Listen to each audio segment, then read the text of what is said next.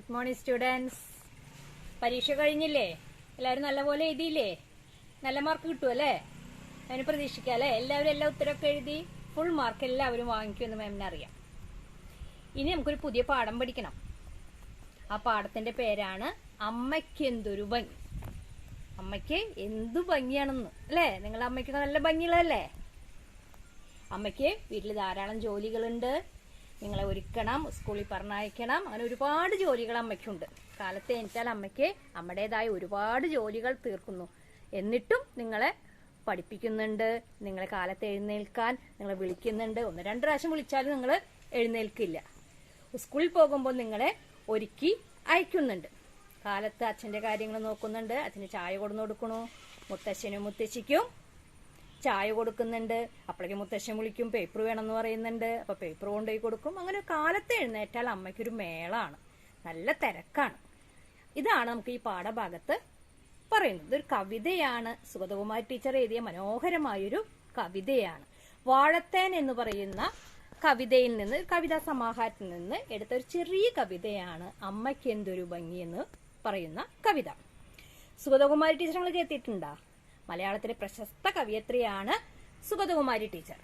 1934 ആറന്മുളയിൽ, തിരുവിതാംകൂറിലെ ആറന്മുളയിലാണ് അവർ ജനിച്ചത്. ധാരാളം കൃതികൾ എഴുതിയിട്ടുണ്ട്. രാത്രിമഴ എന്ന് പറയുന്ന കൃതിക്ക് കേന്ദ്ര സാഹിത്യ അക്കാദമി അവാർഡ് നേടിയിട്ടുണ്ട്. മുത്തുച്ചിപ്പി ഒരു പ്രധാനപ്പെട്ട ഒരു കവിതയാണ്. നമ്മൾ ഇന്ന് പഠിക്കുന്ന കവിത വാഴത്തേൻ കുട്ടികൾക്കായി എഴുതിയ ഒരു കൃതിയാണ്. ഈ കൃതിയിലെ ഏതാനും വരികളാണ് നമുക്ക് പഠിക്കാനായിട്ടുള്ളത്. എല്ലാവരും ടെക്സ്റ്റ് ബുക്ക് എടുക്കോ?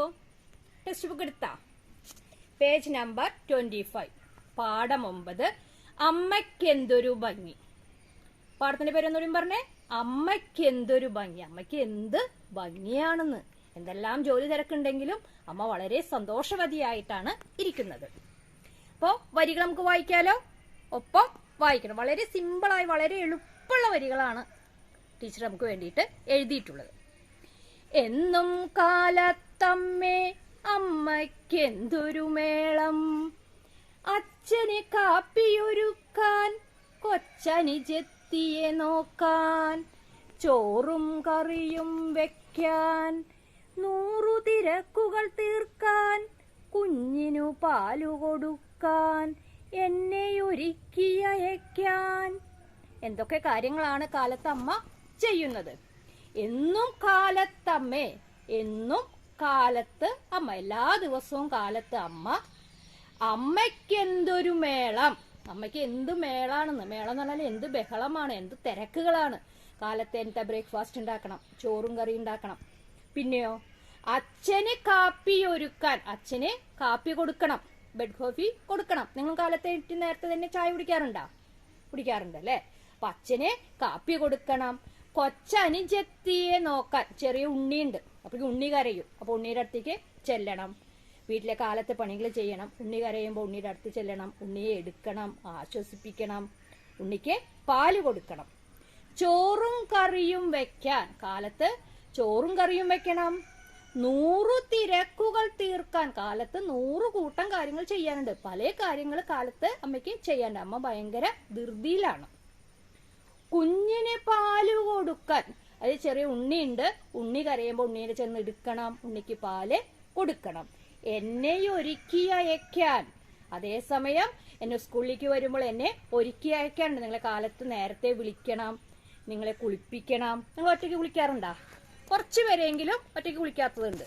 അപ്പൊ നിങ്ങൾ സ്കൂളിലേക്ക് വരുമ്പോൾ നിങ്ങളെ കുളിപ്പിക്കണം, ഡ്രസ് ചെയ്യിപ്പിക്കണം, നിങ്ങൾക്ക് ബ്രേക്ക്ഫാസ്റ്റ് തരണം, സ്കൂളിലേക്ക് കൊണ്ടുവരുന്ന കാലത്തേക്കുള്ള ഭക്ഷണം വേണം, ഉച്ചയ്ക്കുള്ള ഭക്ഷണം വേണം, അങ്ങനെ എല്ലാ ഭക്ഷണങ്ങളും തരണം. നിങ്ങളെ ബാഗിൽ ഇതൊക്കെ അടക്കി വെക്കണം.